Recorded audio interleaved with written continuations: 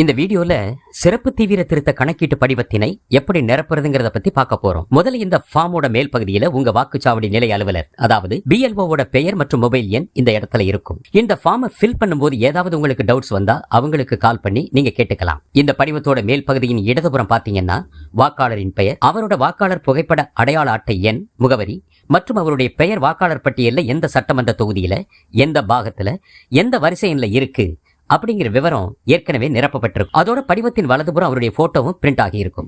வாக்காளரோட photo பக்கத்துல அவருடைய தற்போதைய போட்டோவை ஒட்டுவதற்கு காலி இடம் கொடுக்கப்பட்டிருக்கும். அதுல அவருடைய புதிய போட்டோவை ஒட்டணும். அதுக்கப்புறம் இந்த படிவத்தை வாங்கிய அத்தனை வாக்காளர்களும் முதல் பகுதியில அவர்களுடைய விவரங்களை நிரப்பணும். அதாவது பிறந்த தேதி, ஆதார் எண், விருப்பம் இருந்தால் கைபேசி எண், தந்தை அல்லது பாதுகாவலரின் பெயர், அவங்களோட வாக்காளர் புகைப்பட அடையாள அட்டை எண் இருந்ததுன்னா அதையும் எழுதலாம். தாயாரின் பெயர், அவங்களோட வாக்காளர் புகைப்பட அடையாள அட்டை எண் இருந்ததுன்னா அதையும் எழுதலாம். துணைவர் பெயர், அதாவது கணவன் அல்லது மனைவி அவங்களோட வாக்காளர் புகைப்பட அடையாள அட்டை எண் இருந்ததுன்னா அந்த எண், இது போன்ற விவரங்களை எல்லாம் சரியா நிரப்பணும். அடுத்ததா கீழே இடதுபுறம் உள்ள இரண்டாவது பகுதி, அதாவது முந்தைய சிறப்பு தீவிர திருத்தத்தில் வாக்காளர் பட்டியலில் உள்ள வாக்காளரின் விவரங்கள் அப்படின்னு இருக்கிற பகுதியில அந்த வாக்காளர் அவருடைய பெயர் 2002 அல்லது 2005 வருட சிறப்பு தீவிர திருத்தத்தில் தயார் செஞ்ச வாக்காளர் பட்டியலில் இருந்தா அந்த பகுதியில கேட்கப்பட்ட விவரங்களை நிரப்பணும். அதாவது வாக்காளர் பெயர் அப்படி இடத்துல அவருடைய பெயரை எழுதணும். 2002 அவருக்கு வாக்காளர் புகைப்பட அடையாள அட்டை எண் இருந்துச்சுன்னா அதோட நம்பர், அப்புறம் உறவினரின் பெயர் என்ற இடத்துல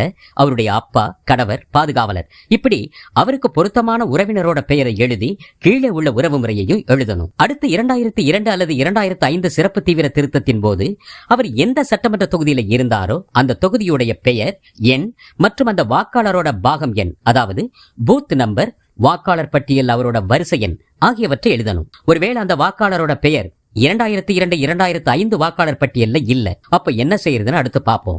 2002 2005 வாக்காளர் பட்டியல் அவர் பெயர் இல்லைன்னா அவரால் இரண்டாவது பகுதியை நிரப்ப முடியாது. அப்போ இந்த மூன்றாவது பகுதியில அவரோட உறவினர், அதாவது அவருடைய அப்பா, அம்மா, தாத்தா, பாட்டி, இவங்கள யாராவது ஒருத்தருடைய பெயர் 2002 2005 வாக்காளர் பட்டியல இருந்ததுன்னா அவங்களுடைய பெயர் 2002 அவங்களுக்கு வாக்காளர் புகைப்பட அடையாள அட்டை இருந்ததுன்னா அதோட நம்பர், அவங்களோட அப்பா, கணவர் பேரு நிரப்பணும். அடுத்து உறவு முறை அப்படிங்கிற இடத்துல அவர் வாக்காளருக்கு என்ன உறவு முறை அப்படின்னு எழுதணும். அப்புறம் அவர்களோட, அதாவது யார் பெயர் 2002 2005 வாக்காளர் பட்டியல இருக்கோ அந்த பெயர் இருக்கிற சட்டமன்ற தொகுதி பெயர், பாகம் எண், வரிசை எண் எல்லாத்தையும் ஃபில் பண்ணணும். இதை முடிச்ச பின்னாடி கீழே இருக்கக்கூடிய 3 உறுதிமொழியையும் பொருத்தமா ஃபில் பண்ணி வாக்காளரோட கையெழுத்து அல்லது கை ரேகையை இட்டு அவர் இல்லாத பட்சத்துல அவருடைய குடும்பத்துல இருக்கிற 18 வயசுக்கு மேற்பட்ட நபரின் கையெழுத்து அல்லது கை ரேகையை பதிவு செஞ்சோ வாக்குச்சாவடி நிலை அலுவலர் கிட்ட கொடுத்துடணும்.